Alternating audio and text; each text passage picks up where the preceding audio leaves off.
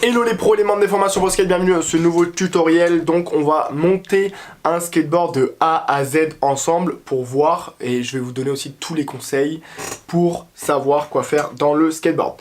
Alors, on a pu voir dans les tutoriels précédents qu'on a grippé le skate. Donc je vous laisserai aller voir après avoir grippé le skate la vidéo précédente si vous l'avez loupé uniquement. D'ailleurs, je recommande parfois, donc récapitulatif, ça peut arriver qu'on ne lime pas, c'est pas primordial, vous verrez ça dans la vidéo précédente. Vous pouvez le faire, mais ce n'est pas une obligation. Donc voilà.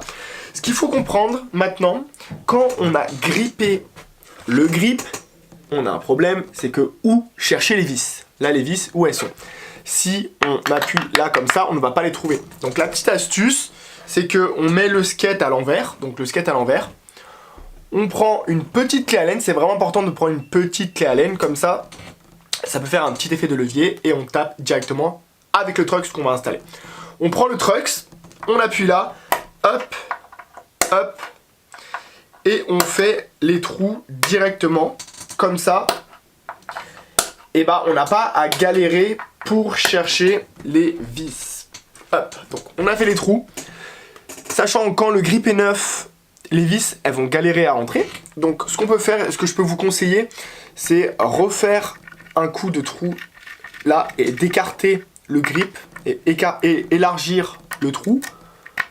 Comme ça, ça va être beaucoup plus facile de comprendre ça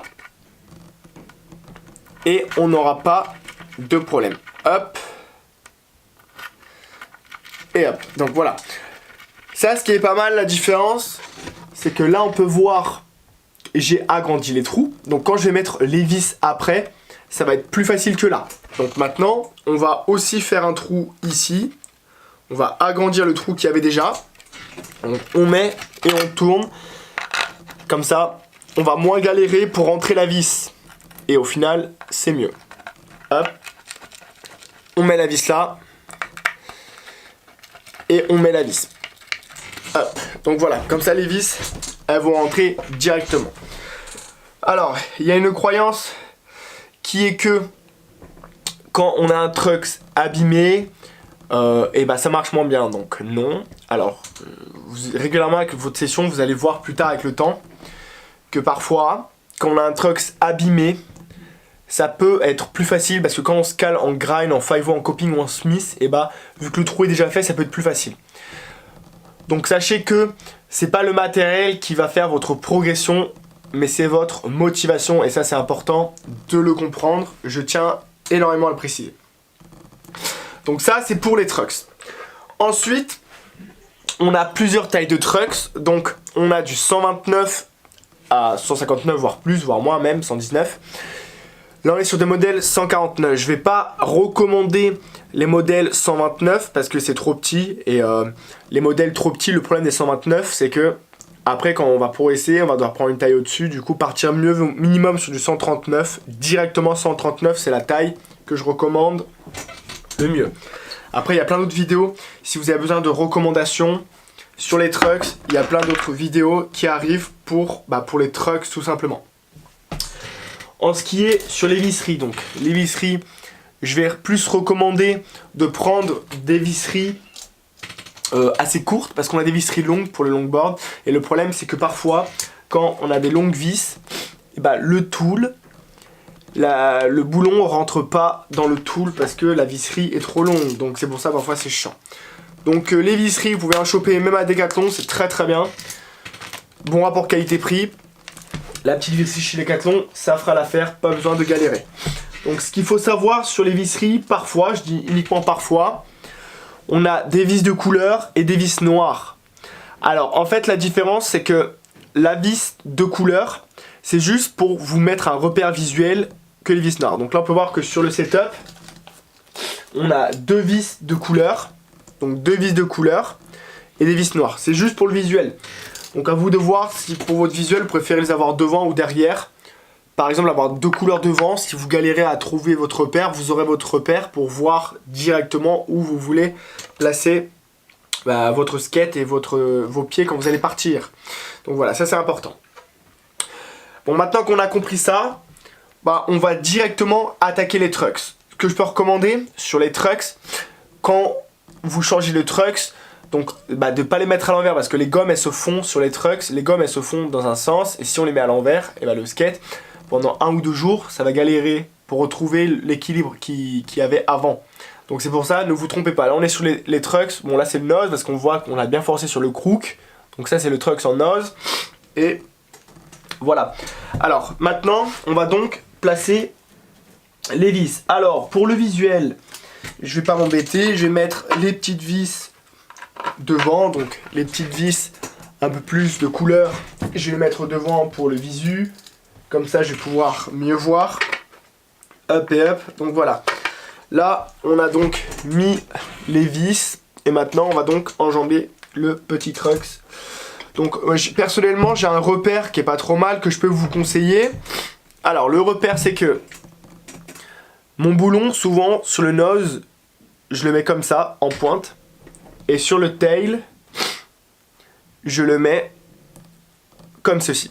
Et en fait, c'est juste un visuel perso pour juste comprendre mieux personnellement. Donc essayez de vous mettre un visuel uniquement si vous n'avez pas de crook et vous êtes perdu, ou vous n'avez pas de Smith sur le truck, vous êtes perdu. Essayez de vous mettre un visuel, comme ça, en fait, vous pouvez juste mieux capter. Ce qu'il faut savoir, c'est qu'un truck est très dur à serrer dans la main. Le truck c'est beaucoup plus facile à serrer sur un skate parce qu'on a l'effet de levier, on peut tenir le skate pour forcer le truck. Et quand il est dans la main directement, on va essayer de le serrer. Donc pour serrer dans le sens up, là on force. Donc ça marche bien parce que il n'est pas trop serré.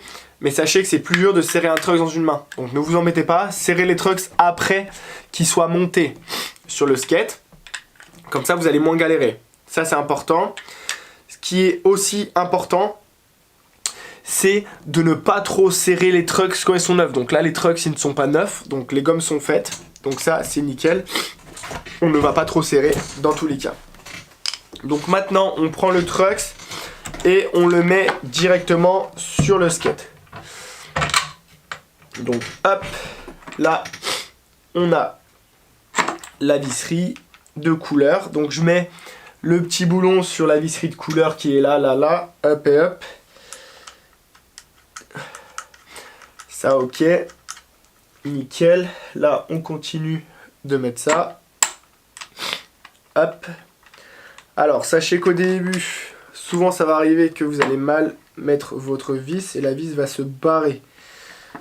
Donc si la vis se barre, vous allez devoir la ramasser. Parfois si vous le faites sur un tapis ou quelque chose, ça peut arriver que vous perdez de vue la vis si elle tombe. Donc c'est pour ça qu'il faut faire gaffe. Quand on serre le trucks, serrez en croix. Parce que le matériel est neuf au début. Et en fait, quand le matériel est neuf, si on serre trop fort dès le début, on risque de faire des fissures sur le matériel qui est neuf parce qu'il faut qu'il se fasse. Donc, visser en croix, ça veut dire quoi? Alors, ça veut dire qu'en fait, là on a les trucks 1, 2, 3, 4. On fait 1, 2, 3, 4. Comme ça, directement. Donc, on fait 1, 2, 3, 4. En croix, on peut voir comme sur le tutoriel. Comme ça la différence c'est que sur le tutoriel, on applique bien la méthode. Donc ça c'est nickel pour bien comprendre. Hop et hop, là on serre bien fort, donc voilà. Après c'est plus facile de tourner avec le tool que la clé Allen. Surtout que si vous forcez trop avec la clé Allen, ça peut arriver que vous allez abîmer souvent le pas de vis qui est là. Et si on abîme le pas de vis, le problème... Si on abîme le pas de vis, parfois ça peut galérer à resserrer ou à desserrer. Donc c'est pour ça qu'il faut faire gaffe, pas trop abîmer le pas de vis. Donc voilà, là j'ai bien serré, j'ai pré-serré un petit peu, maintenant je remets un coup en sens inverse pour essayer d'avoir le bon serrage pour que ce soit nickel. Voilà. Donc là on a monté le skate. On peut voir que les vis, elles sont passées limite. Heureusement que j'ai fait un trou avant sur le grip, parce que sinon c'était un peu plus dur. Pour bien mettre le trucks directement. Donc voilà, là on a mis le premier trucks. On va pas s'embêter, maintenant on va mettre le deuxième trucks.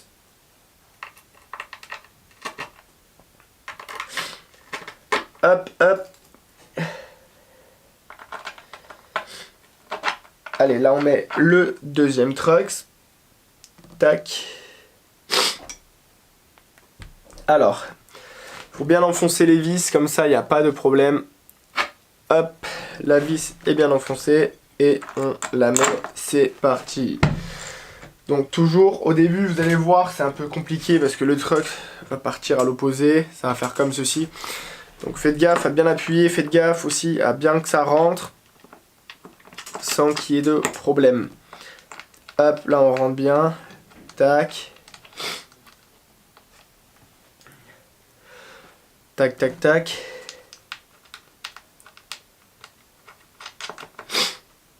Hop et hop. Technicien, Antoine du service client, tu peux m'amener une boîte de roulement pro s'il te plaît? Bien sûr. Merci. Alors là on est en train de... Tu vas les trouver dans la caisse directement à côté des skates.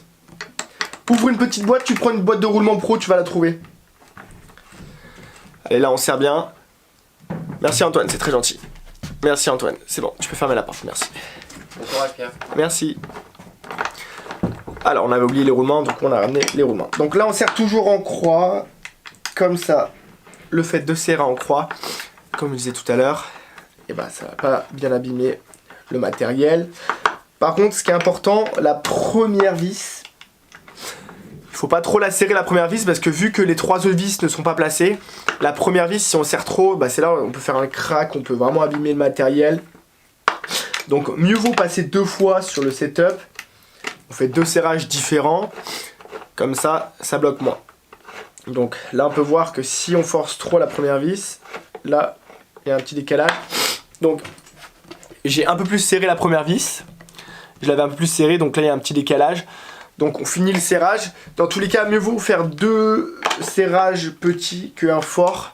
Comme ça, en croix, on a le temps de bien habituer le matériel, de pas trop serrer pour pas trop abîmer le matériel.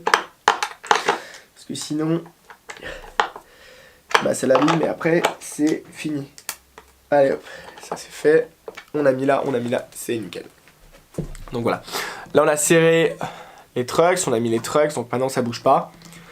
Si vraiment vous avez peur de trop serrer, vous pourrez le resserrer après votre première ou deuxième session, c'est pas un problème.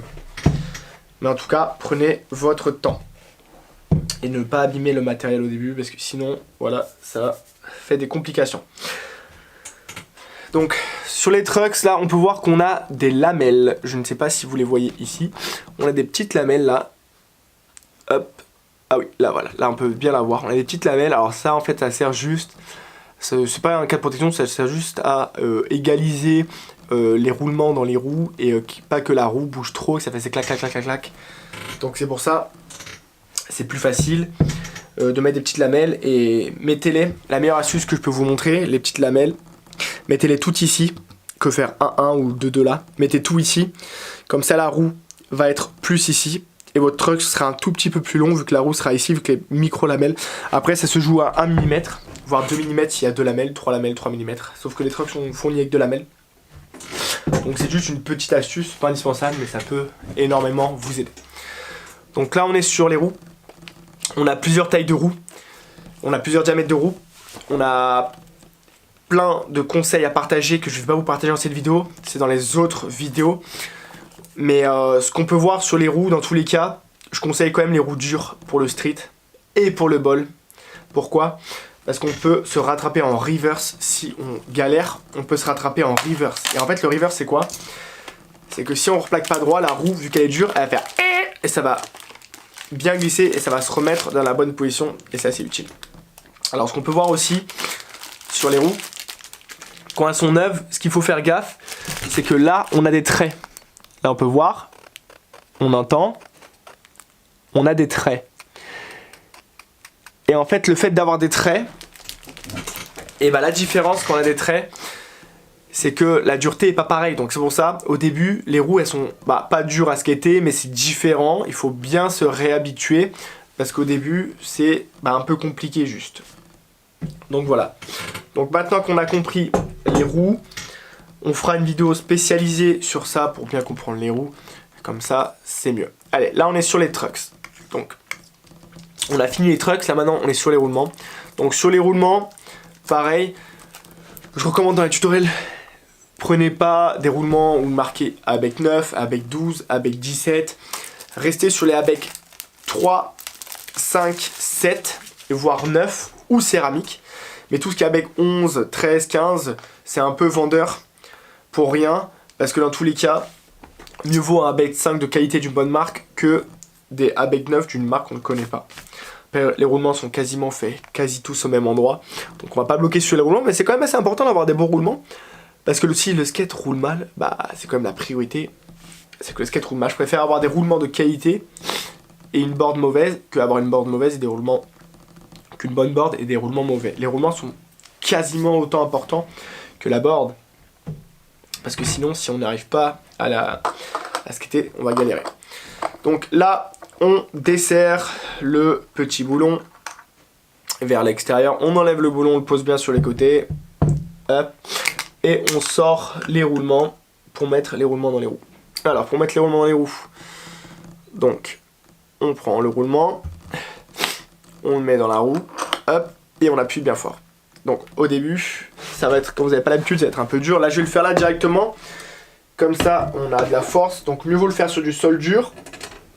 Comme ça, on peut bien enfoncer le roulement dans la roue. Là, j'ai pas une bonne prise, donc mettez une bonne prise pour bien appuyer. Et voilà, là, on a bien appuyé. Hop, appuyez bien fort. Là, il est rentré, mais on va encore appuyer plus fort. Voilà, là, on a appuyé bien fort. On a mis le roulement dans la roue. Donc voilà, il faut bien appuyer. Mettez-vous sur une bonne surface. Comme ça, ça ne va pas gêner. Allez, là, hop, on remet, on refait pareil maintenant. Donc on remet. Et hop, voilà, là on a appuyé bien fort, c'est nickel. Donc on a mis le roulement dans la roue. Hop, on met et on peut voir que là la roue bouge un peu. La roue elle fait un peu gauche-droite. Alors ça veut dire quoi quand la roue fait gauche-droite? C'est-à-dire que le roulement il n'est pas totalement bien mis dans la roue. Donc c'est pas grave. Le meilleur conseil que j'ai quand ça arrive, plutôt que d'essayer de forcer et de galérer, ce qu'on peut faire uniquement, c'est de resserrer le boulon, juste avec de façon que ça remette bien les roulements forts dans les roues. Donc voilà, là je suis au maximum, et on va entendre le bruit pour remettre bien le roulement. Hop. Voilà, là on a entendu un petit crack, comme ça le roulement est parfaitement mis bien dans la roue. Ce qui est important quand on fait ce genre de manipulation, appuyez pas extrêmement fort ici, parce que le problème c'est que si on appuie trop fort, on va abîmer le cache. Après on va devoir l'enlever, parce que si le cache est abîmé, ça va freiner le roulement. Donc quand on fait ça, il faut vraiment mettre pile à hauteur ce qu'il faut, juste ce qu'il faut, et pas appuyer trop fort à l'intérieur pour pas que, en fait, cette partie du tool abîme le cache. Bon, si on abîme le cache, vous pouvez voir les tutoriels au-dessus. C'est pas un problème, on peut enlever. Si le cache s'enlève, le roulement n'est pas abîmé. C'est même normal que ça s'enlève. Mais c'est juste bon à savoir. Donc on a bien serré, après on peut redesserrer fort. Laissez juste ce qu'il faut. Donc là c'est même un peu trop. Et là, voilà, là on est pas mal. Donc on peut voir que là maintenant c'est nickel. Quand les roulements sont neufs, ça fait pas de bruit. Donc ça fait la différence, ça ne fait pas de bruit. Et là on est parti. Hop. Donc voilà, c'est nickel. Allez, c'est tout pour cette petite vidéo. On va se retrouver dans les vidéos prochaines. Je vous laisse aller voir les tutoriels au-dessus pour mieux comprendre. Essayez d'appliquer un maximum les conseils, parce que c'est ce qui m'a permis après, avec mes 14 ans de skate, de devenir ce que je suis aujourd'hui. Donc c'est pour ça que je vous partage ça au mieux, pour que vous devenez fort en skate. Allez, merci à vous, on se retrouve dans les prochains tutoriels. Si vous avez des questions, n'hésitez pas en commentaire, skatez bien.